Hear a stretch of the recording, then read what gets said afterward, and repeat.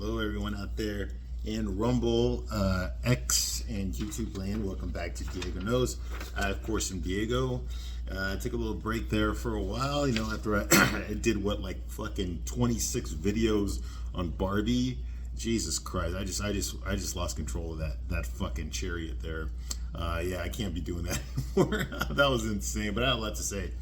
I had a lot to say about that movie. It was a recent movie, you know, and it's the number one movie of 2023, and it's probably going to finish as the number one movie of 2020. I don't think there's any other movie this year that's going to gross more than the 1.5 billion fucking dollars that Barbie grossed. This year. I mean, nothing else is going to come close. What do you think? Aquaman is going to do it? You think the Marvels is going to do it? Fuck no, it's not. Okay, those movies are all fucking shot to hell. Okay, the problem now is that we're going to get a lot more fucking Barbie movies on our way forward. And guess what? You can expect to see Margot Robbie in some fucking headlining some big name fucking movies now because of Barbie. Okay. A rising tide lifts all ships, okay? So we're going to get a lot more Ryan Gosling, a lot more Margot Robbie, a lot more Greta Gerwig, and all that fucking shit. We're going to get a whole shitload ton more of that now until that dies off too, and hopefully it'll be sooner rather than later, okay? Anyway, I'm Diego. What I'm going to do is I'm going to give you a straight man's point of view. Now, before I continue, real quickly, I want to go over this here, okay? This here is my other account information, okay? Diego Knows at Knows Diego. Okay, that is my X handle. You can find me on X, the formerly Twitter. You can find me there. Okay, that's my X handle. And this down here, Diego de la Vega Knows. Okay, that is my Rumble account. Okay, someone already took Diego Knows over there for some fucking reason. But anyway, Diego de la Vega Knows. That's my Rumble account. Everything that I post here on YouTube, I'm going to put it there as well, because YouTube eventually is going to fucking get rid of anybody that doesn't fucking, they're going to get rid of anybody who doesn't vote for Joe Biden and fucking doesn't fucking make you wear masks and shit like that, okay? And is anti-Israel. If you're none of those things, they're going to kick you off of YouTube. All right. So for that reason, okay, you can find me there as well. I'm gonna parrot everything that I do here. I'm gonna put it on there as well. Okay. Now I got that out of the way. Now the movie I want to talk about today is something a little bit different. Okay. This category review here is going to fall under chick flicks for guys. That's right. That is a category that I created 2 years ago because there's a lot of like chick flicks out there which I don't really like that much. I really don't. Like, I'm more of an action guy. I like superhero movies. I like action movies. I like military movies. You know, things that fucking that are always moving. You know, dynamic. You know, your adrenaline's always pumping. You know, that kind of shit. Okay, I love that kind of stuff. Boxing movies, martial arts movies. Okay, because I'm a kickboxer myself, you know, so obviously the Marvel movies, the superhero movies fall right in there. You've got the special effects, you got the incredible action, you know, the loud noises, you know, the colorful costumes, you know, the good versus evil. These are all things that I love. I love that dynamic. Okay, those are the kind of movies that I like. Okay, but if I'm going to do a YouTube channel, I'm going to talk about the things that guys don't talk about. Okay, that you never get to see. Okay, now I like a lot of things, you know, like I said, I like mostly guy stuff, okay, but I have sat through a few chick flicks in my day, some good ones and mostly bad ones, okay, but you know, whenever I go on YouTube and I look at reviews for chick flicks and stuff, whenever I look at a review for something like that, it's always the reviews are always coming from some middle-aged woman or some fucking gay guy, and I'm like, what the fuck? Like, well, you never see like a straight guy talk about fucking chick flicks, you know, and that really pissed me off. What really started me off on this was fucking Sex and the City, okay, because they announced the reboot, okay, they were going to continue a sequel series for Sex and the City, okay, and Just Like Crap, yes, that's the real name of the show, okay, and Just Like Crap, okay, and when they announced that, I decided that I was going to review those episodes. Why? Because I was a big fan of Sex and the City. I watched every episode when it first came out. Okay, I had HBO back then. I was younger. I was actively dating. I was a single guy. I was a bachelor. I was living in Chicago. I worked downtown Chicago, you know. I hung out with a lot of people that were young and good looking like me, you know. I know I look like shit now, but I used to be handsome, okay? But anyway, we were all like hang out together, go drinking together, you know, go to parties, concerts, you know, events, you know. We'd go to amusement parks together. We did all sorts of shit together. Me and my friends, we were actors, models, comedians, musicians. We were all that stuff, okay? And we all hung out with each other and shit, you know? And yeah, we did a lot of boning too. Yeah, we did, okay? And all the girls I knew, all the hot girls I knew were watching Sex and the City. Okay, so whenever they would talk about the show, I would chime in my own fucking little 2 cents because I was the only straight guy they knew that was actually watching the show on a regular basis. And I didn't do it because I wanted to feel closer to women or none of that shit. I was doing it because I was trying to get fucking laid. Okay, I knew every fucking hot girl I knew was watching the show, so I figured I might as well watch it too. Maybe I can learn something. Well, I didn't learn shit. Well, I did. I take that back. I learned a lot, but nothing that was useful. Okay, I learned a lot of bullshit that girls are taught. Okay, that women believe because of shit like Sex in the City. So I would be the one guy that would point out the bullshit. Okay, and I'd give the straight man's point of view. That's the point of view they didn't get. They never got that point of view. Okay, they're so caught up in their little fucking bubble of living in some fucking gay fucking paradise, utopia, that they forgot there's actually straight people around, straight guys around, okay, that think this is a fucking joke. Okay, now some of it was real. A broken clock is right twice a day, but most of it was bullshit. And I pointed that out, okay? And I love doing that, all right? I love doing that. I love taking your chick flicks and just ripping them apart because so many of you think that shit's fucking real. See that, you call men like me immature because we watch superhero movies. I watch Avengers Endgame. Oh my God, you know how those guys are. There's stupid superhero movies. Their fascination of grown men in tights fighting each other. Oh God, that's so fucking stupid. Immature, But yeah, you'll watch fucking shit like fucking Legally Blonde, and you think that fucking shit's gonna happen to you. Are you out of your fucking mind? No, which one of us is living in the delusion, okay? At least when I walked out of Avengers, I knew that was bullshit. I knew that was never gonna fucking happen. Okay? That's the fucking difference. Okay, you fucking bitches walk out of fucking some Taylor Swift fucking movie, and oh my God, I can't wait till that happens to me too. I'm gonna be just like her. Get the fuck out of here with that noise. God damn. Y'all are more fucking deluded than we are.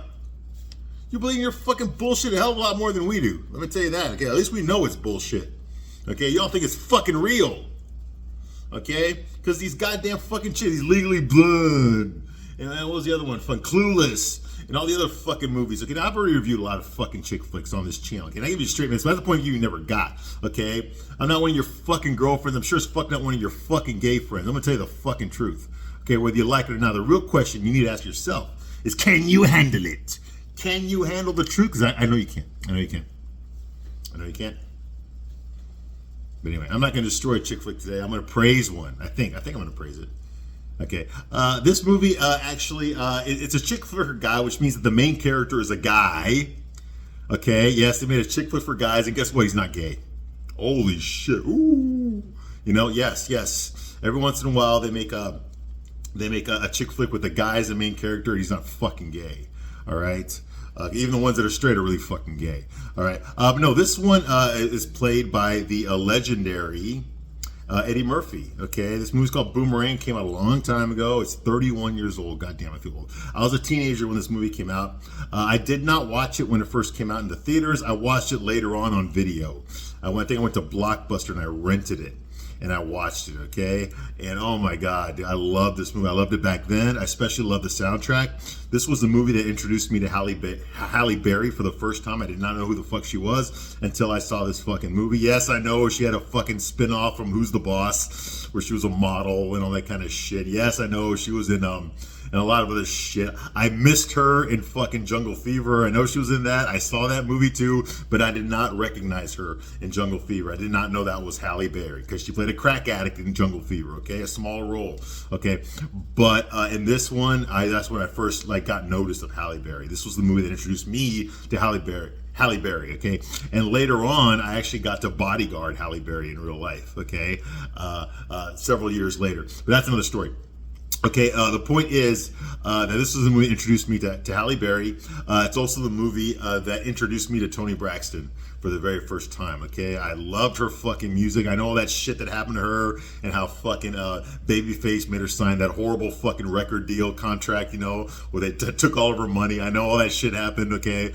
But this movie, there's a song in this movie called Love Should Have Brought You Home Last Night, and I fucking absolutely love this song. Okay, I didn't know who sang it. I found out it was Toni Braxton. I just started listening to her after that. Now, I'm old. Okay, like I said, I was a teenager when this movie came out. Yeah, I'm dating myself, all right? But we used to have something called a Walkman.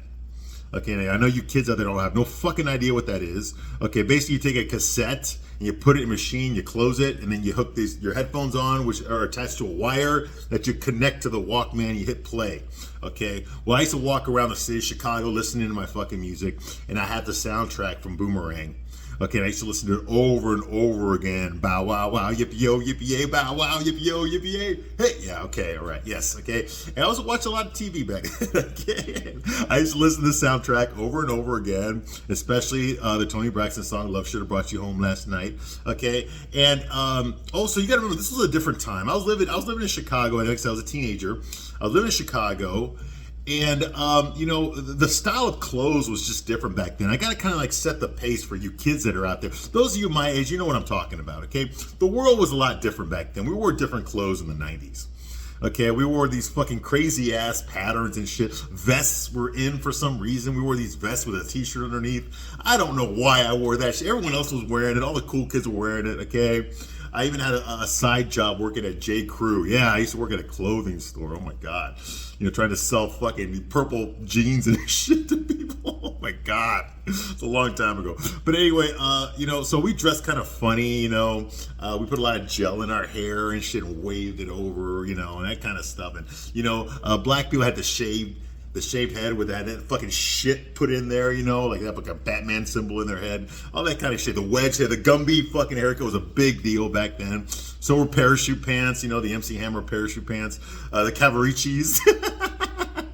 I had like 4 pairs of those. Those were, those were like fucking $95 a pair, all right? Back then, all right? Right, that was a lot of fucking money, okay? And we wore stupid shit like that, all right? In our pop culture, a lot of stuff that we watched on TV, we watched Fox was a new channel back then. It came out in the late 80s. And by the early 90s, it was really picking up steam. It wasn't just Married with Children anymore. There was a show on there called, The Simpsons were on there as well, but there was a show on there called In Living Color, okay? In Living Color, which was kind of like a riff on Saturday Night Live, but it was all black. Okay, it was a black version of Saturday Night Live, and instead of it being an hour and a half with a musical guest, it was just a half an hour.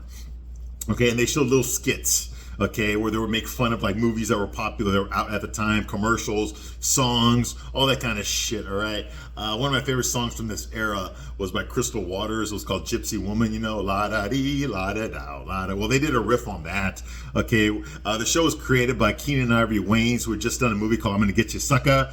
Okay, and they gave him this TV show. He hired everybody. Of course, he hired his fucking brothers to be in there too. Damon Wayans. Marlon Wayans came later. Okay. He also hired Jamie Foxx to be on the show, I think in the 2nd or 3rd season. Okay, he hired them. He also had his brother, was the DJ, who actually didn't DJ, he faked it when he was up there, okay, and he had these hot girls that were dancers called the Fly Girls, and they did the opening monologue and all that. They just danced around. There were sexy girls dancing all hip hop and shit. It was basically a black version of fucking Saturday Night Live, and one of those dancers was fucking J-Lo. Yes, that's how she started. She started by fucking Keenan Ivory Wayans. That's what started her off in fucking Hollywood. And yeah, she was one of the dancers. I think they got her like in the 3rd season, and the choreographer for the Fly Girls was Rosie Perez, who was also fucking Keenan Ivory Wayans. So basically, he fucked everybody that worked for him. All right, there was only 2 white people on this show. Okay, everyone else was black. Okay.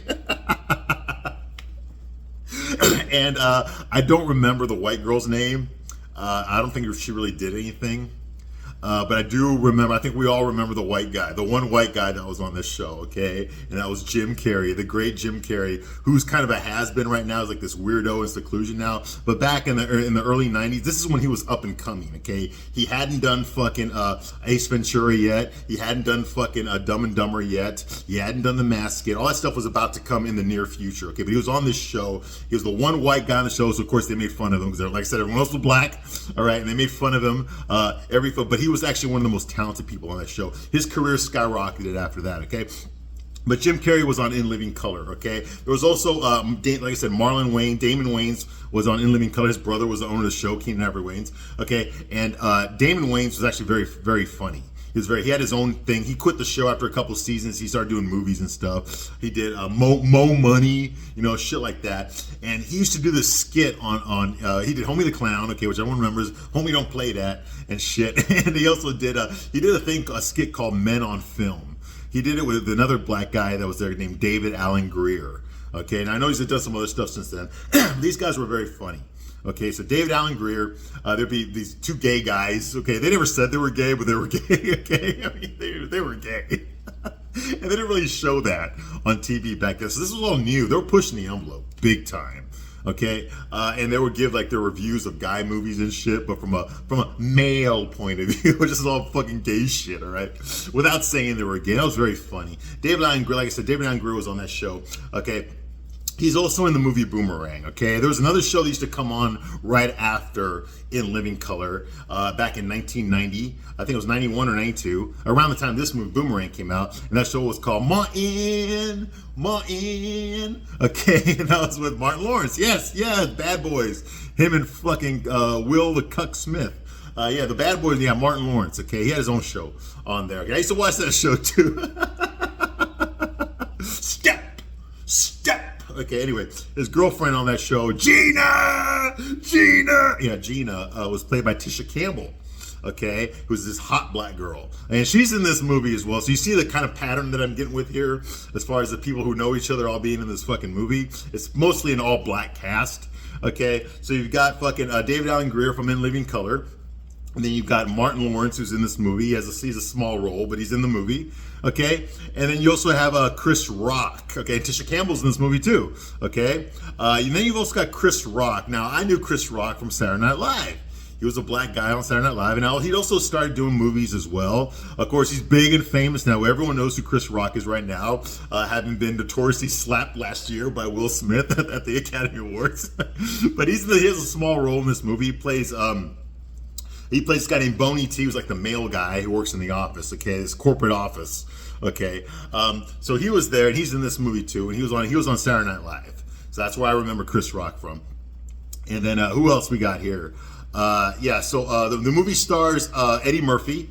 He is the main character here, and we all know Eddie Murphy, who started on Saturday Night Live, big fucking major fucking celebrity. Okay, this guy had an incredible, successful career for a good fucking 20 years. I think in 1980 he joined the cast of Saturday Night Live. He's the youngest person to ever join Saturday Night Live. He joined at 18 years old. Okay, with nothing on his fucking resume other than he entertained his family and shit, you know. And he did very, very well. Obviously, Eddie Murphy, Beverly Hills Cop. I mean, Vampire in Brooklyn. I probably shouldn't talk about that. Anyway, he's had a lot of good hits. He's got a lot of hits. Okay, 48 Hours, Trading Places. Obviously Coming to America. Okay, but he had a lot of misses too. Like I said, Vampire in Brooklyn and The Adventures of Pluto Nash. He had a lot of fucking bullshit. Okay, and for a while there, he was basically the fucking donkey on the fucking Shrek movies. Okay, but he's had a career comeback since then. Like I said, the guy's a legend. Okay, I think he has a hard time controlling himself as far as he's got like 11 kids by fucking 9 different women. He's got like 30 something grandkids. Okay, he's got to support all these motherfuckers. He's got to support. So he has to work. That's where all his money goes, towards his kids and his grandkids and his alimony and his child support. You know, so he has to work. He's been married many times. Okay. You know, I know he's even got a kid with fucking Scary Spice from the fucking Spice Girls. Anyway, he fucked a lot of women. Okay, because he made it at a young age. He became a big time, one of the funniest men in the world at a very young age. You know, I mean, who can forget fucking Mr. Robinson's Neighborhood from Saturday Night Live? I mean, that shit was genius. Okay, Eddie Murphy's one of the funniest guys I've ever seen in my life. The guy's fucking hilarious. And when I was a kid, probably like 11 or 12, I think my cousin he let me borrow his audio cassette of Delirious. Okay, which is a stand-up comic that comedy that fucking Eddie Murphy did, you know, and the shit was fucking hilarious. Oh my god, dude! And later on, I saw Raw and stuff, and the other like stand-up comedy movies that he did. Okay, but oh my god, Delirious was fucking hilarious, man. Oh, the part he was doing I Love Lucy. Hey, Fred, you want to come over and fuck me up the No, he would do the gay I Love Lucy and shit. It's hilarious. He's fucking hilarious. I love him. I love fucking Eddie Murphy, okay? And we make fun of Michael Jackson and Mr. T. The guy was fucking hilarious. Anyway, he's a fucking legend. He'll always be one of the funniest guys that ever fucking lived, okay? And he's still around. He's still doing stuff, you know. But he plays the main character here. He's a big movie star. I think he had 2 movies that came out in 1992. He had this one, and then he had another one, I guess, where he played like a politician or something. I forgot what it was called. Okay, but I remember Charles S. Dutton was in it. He was on a show on Fox called Rock, okay, about this guy who's a garbage man and shit, whatever. Anyway, So Eddie Murphy obviously was a big star in 1992. Huge fucking star. Huge. huge star. Okay, you know, like I said, from the Beverly Hills Cop movies and everything. So he's a big name. Okay, so this movie was made for him. Okay, and basically it's pretty good acting role for him. He gets to play a player. You know, he gets to play a high value man. Okay, because let's face it, when it comes to these romance movies, these chick flicks, the main character, the main male character is always a high value guy. You're never gonna get the fry cook at McDonald's, okay, as the love interest. You're never gonna get the bus driver, okay. You're never gonna get the plumber, you know, the guy that fixes your toilet, okay, when it breaks, okay. You're never gonna get those guys in rom-coms. You know why? Because women don't give a shit about those guys. Even though you need those guys in real life, women don't give a shit about those guys. They want the corporate executive, okay. They want the you know, the guy that owns, you know, several different department stores. You know, the guy that's, he owns an airline or that kind of shit. You know, he's a corporate attorney, or you know, that kind of shit, like Sex in the City. Okay, like whenever you watch Sex and the City, every episode they meet a new guy and they fuck the new guy. The guy they meet is always a fucking anesthesiologist or a neurosurgeon. Okay, or they just bump into a guy at the bookstore. He just happens to be a movie producer, you know, or they'll flirt with someone in line at the movie theater, you know, and the guy will just happen to be a stockbroker, a multi-million-dollar stockbroker, that kind of shit, you know. And that's what this is, okay? Because this is the only guys that they ever use in fucking chick flicks, okay? And that's exactly what Eddie Murphy's character is. He's basically playing himself, okay? He's playing this rich, successful, young, handsome fucking corporate executive. Eddie Murphy, okay? His name's Marcus Graham. That's his character's name, okay? And he works for some fucking magazine or some shit, okay? I guess he's like an executive at an all-black magazine when all the employees are black, okay? Why am I reviewing this movie? Because I fucking love it.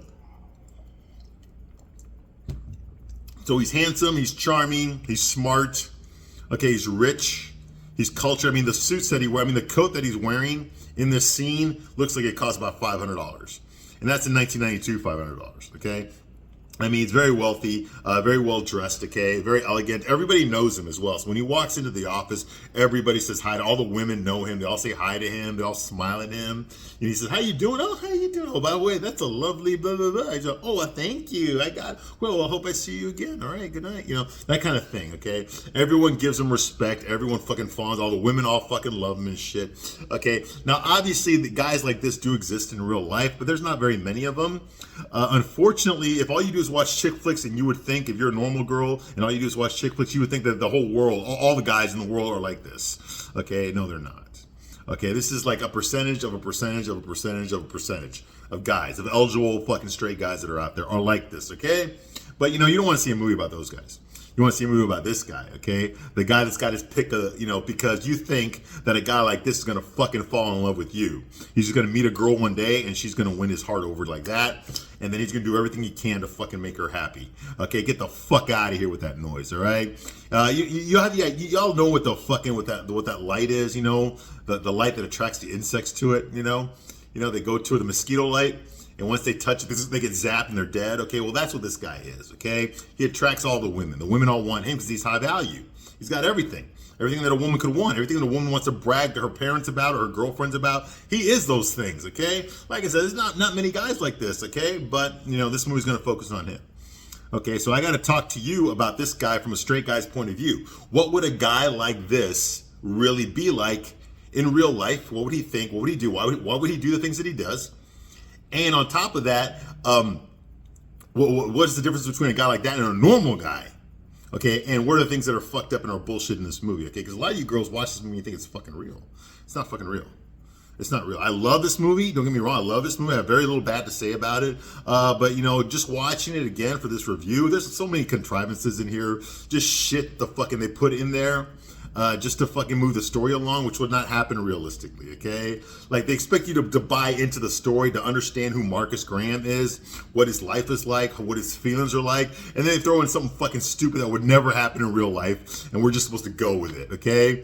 It's hard to do that and then fucking take the drama parts in the movie seriously. When you just expect me to believe this bullshit, but now you want me to fucking take this part seriously, like, it draws a line there, okay?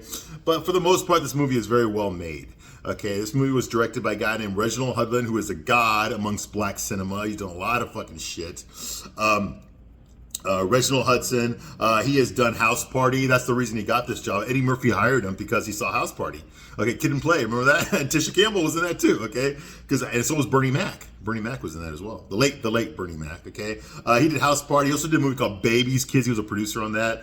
If you don't remember Babes Kids, okay, that was with the late Robin Harris, who was a stand-up comedian. That movie Babes Kids came out in 1992. I remember seeing the commercials for it, but Robin Harris, the stand-up comedian that made that cartoon, he actually died 2 years before the movie came out. So that cartoon movie came out 2 years after he was dead. But anyway, he was a producer on that. Reginald Hudlin also did the incredible movie Ladies Man. Which is Saturday Night Live. It's Tim Meadows' character from Saturday Night Live. The ladies' man, he's got the afro and listens to the fucking early 70s fucking soul music, you know? Yeah, that movie. Yeah, Billy D. Williams. I'm going to have to review that movie. Okay, I absolutely love that movie. Ladies' Man is one of the funniest movies I've ever fucking seen in my life. It's right up there with fucking Deuce Bigelow, Male Gigolo as the funniest movie I've ever seen in my life. I've got my Courvoisier. Yes, Ladies' Man. I love Ladies' Man. Yeah, so he did that movie as well. He also did a serious movie. He did Marshall in 2017, my third grade Marshall. Okay, first black man on Supreme Court. Okay, and then he was also directed on the Bernie Mac show. Okay, the late great Bernie Mac, and that show lasted from 2002 2005. So Reginald Hudlin has been around. Okay, he was also involved in Living Color and stuff like that. He's done a lot of stuff. He's a legend in black television shows and black cinema. All right. Now this movie, however, Boomerang, was written by two white guys. Yes, this is the way it was in 1992. If you want to make a movie with an all-black cast and a black director, okay, about black people and their black love lives, okay, listening to black music, you have to get white people to fucking write the story. All right. Two Jewish white guys wrote this script. Their names are Barry W. Blostein and David Sheffield. Okay, and they're writing partners. Okay, they wrote a lot of successful stuff too, though. They weren't bad writers. You know, they wrote for SNL. That's how they started off. They wrote for Saturday Night Live. They also wrote Coming to America. Yeah, one of Eddie Murphy's biggest hits. Okay, which I've never seen. No, don't make me watch it. Don't make me watch it, please. Don't make me watch it. And they also did the sequel, Coming to America 2, which came out a few years ago. Yeah, they did that too. Okay, and they also did the Nutty Professor movies. Yeah, not the original ones with Jerry Lewis. Okay, from the 60s. Not those. I'm done with the remakes with Eddie Murphy. The fat, yeah, okay. Yeah, the clumps, yeah. They did that. They did the Nutty Professor movies. Those are Janet Jackson and Jada Pinkett, okay? Yeah, Jada Pinkett. Oof. Yeah, she was around back then. She was. Okay, she's boning Tupac, and she still wishes she was. Okay, and they also did Police Academy 2, which, of course, is one of the funniest movies I've ever seen. I know I already said that a few minutes ago, but when I said that, I was thinking about Ladies Man, but I was also thinking about Police Academy 2, okay? Which, I was a little kid when I saw Police Academy 2. That shit was fucking hilarious, okay? When the guy had the fucking super glue, the fucking shampoo, his fingers super glued to his fucking hair. He's walking around naked and like, shit was hilarious. It was fucking hilarious. You had to have been there, okay? Anyway, so now you know who the main players are here. Yeah, Marcus Graham is the main. He's a ladies' man. He's a player. He fucks a lot of women because of his position, his status, his money, his looks, his charm. He's cultured, his clothes, his fashion sense, his apartment. All these things project high value. Okay, so because of that, he's going to attract a lot of women. That part is realistic. I wish they would have a realistic man as the main character, but women don't want to fucking see that. They want to see a guy like Marcus. Okay, and then they get pissed off when guys like Marcus use them. And throw them to the fucking side. They get pissed off at that, but yet they'll only date a guy like that. Go figure, all right? The other characters in the movie are Angela. Angela's played by Halle Berry. Gorgeous Halle Berry. I've had a crush on her. She's been in my top 5 for a very long time. She still is, honestly. She looks good. Did you see John Wick 3? She looks fucking incredible in that. She still looks fucking good. Okay, I've met her in real life, okay? I would most definitely, oh, God. Of course, she was married when I met her. Okay, I forgot her husband's name at the time. It wasn't her first husband, it was her second one. The musician, the one that was a sex addict. Remember, they got divorced like shortly after I met her. But yeah, because I met both of them at the same time. Okay, gorgeous woman, Halle Berry. Oh my God, yeah. Storm from the X-Men. I mean, she's just gorgeous all the fucking way around.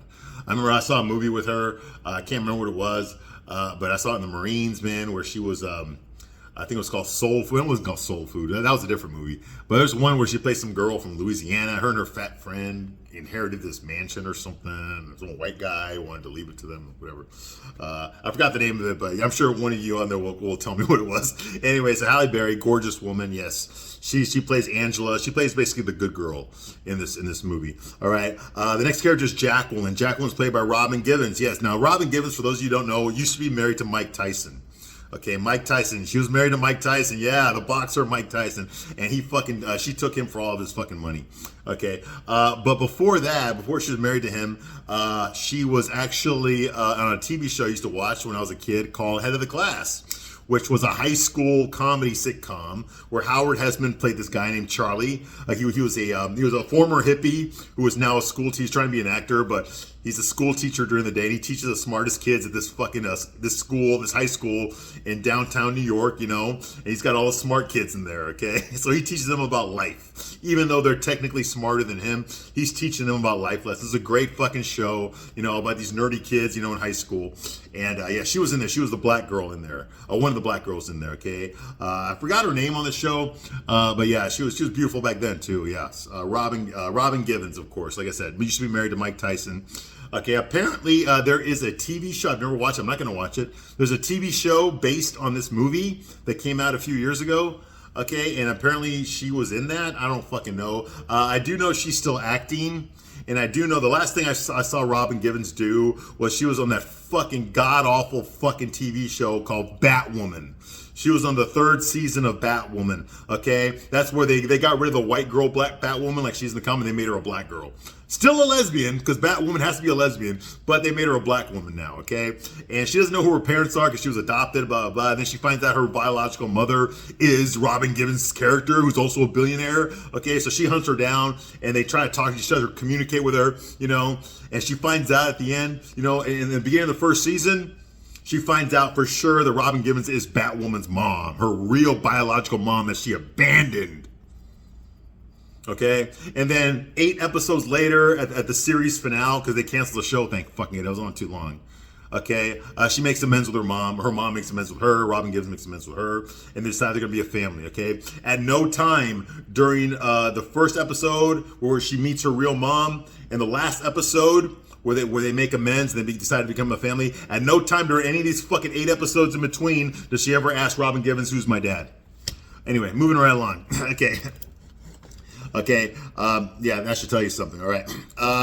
Who else here? Boney T, I told you that was played by Chris Rock. He's just a male guy there, but he's got a little funny jokes in there. He's a young kid at the time. Lady Eloise, okay, she's the main character in this movie. I guess she's owns the fragrance or whatever, or she's the figurehead of the company they have a marketing contract with, because Marcus Graham is a marketing executive, okay? He's in charge of the commercials, basically, okay? He has to approve all the commercials that his company makes for whatever brand hired them, okay?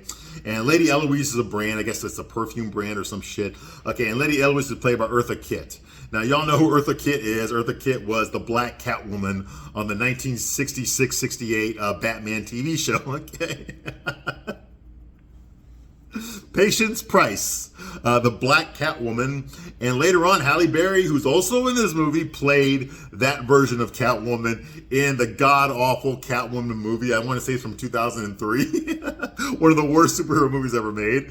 One of the cool things about Halle Berry is that she won an Academy Award that year, and she also won a Razzie Award the same year. She won an Academy Award for Monsters Ball. First black woman ever win an Academy Award. She made her speech. And later on that year, she also won the Razzie Award for Worst Actress for Catwoman. And the best part about it is she showed up to accept her award. Where she played the Black Catwoman, who was the character that was originated by Eartha Kitt, who's in this movie, okay? She's old now. All right. This character named Gerard is played by David Alan Grier. That's the guy I told you about. That was in Living Color. Okay, he plays nerdy guys, you know, very nerdy, effeminate kind of guys, you know, but he's straight, but he's kind of a nerdy, you know, it's all about his feelings, you know, and men need to treat women with respect. You know, that kind of guy. All right. He plays one of Marcus's friends, Gerard. There's another character named Christine. or Christy, I think. That's just this girl that fucking Marcus fucks. But the reason I mention her is because it's played by Leela Rockin. Now, Leela Rashan, or is it Rashan? I don't know, but she was a big name back in the 90s. Okay, I remember her very well. She wasn't just in this movie. She was kind of starting off in this movie. I think she'd done some sitcoms, maybe The Cosby Show or A Different World. She's shown up in a few episodes. But I remember her from a movie in the 90s called The Chamber, which was a John Grisham movie. She played the love interest for Chris O'Donnell, who was the lawyer. You know, because all the John Grisham movies are the same thing, the white trash lawyer. Okay, it's all about racism. Okay, and she played the love interest for Chris O'Donnell. Okay, and Gene Hackman was like the KKK guy that was going to get executed for a murder he didn't commit, blah, blah, blah. All this kind of bullshit. Anyway, so I remember her from that, but also remember her from another fucking chick flick called Waiting to Exhale. Yeah, I saw that too. Yeah, that's with Whitney Houston, Angela Bassett, Leela Rashan, and I forgot the other woman. She's kind of the chubby girl. I have to look her up. Anyway, yeah. But Leon was in that movie, and so was Gregory Hines. Yeah, okay, I might have to review that one, because not only did I watch that movie, I read the fucking book too. Okay, moving right along. So yeah, Leela Rashan, she plays the girl that he fucks and then he like dumps her because she's got ugly feet or something. All right. Then we got Yvonne. That character's played by Tisha Campbell, who's in House Party. Okay, and on the Martin Lawrence's show, he played Gina, his love interest. Okay, she plays the next door neighbor. She's got the hots for Marcus. He fucked her, but then he blew her up, and now she's harassing him and she's spying on him and all this kind of shit. You know, your typical fucking crazy ex-girlfriend shit. That's played by Tisha Campbell. All right, you got a character named Nelson, and that's played by Jeffrey Holder. Now, Jeffrey Holder, in case you don't know who that is, if you ever saw Annie, which I did when I was a little boy, the sun will come out tomorrow, that movie from 1980.